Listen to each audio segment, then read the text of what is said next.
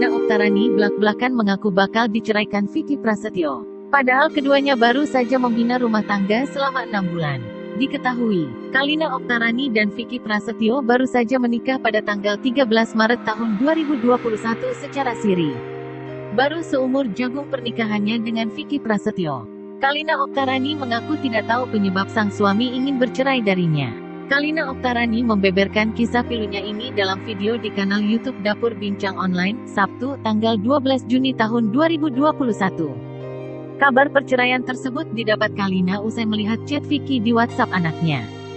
"Aku ngeliat WhatsApp kalau suami aku bakal menceraikan aku di bulan ini, Juni. Aku dikasih tahu dari orang yang terpercaya bahwa dia bilang sama anaknya ingin menceraikan Kalina," ungkap Kalina.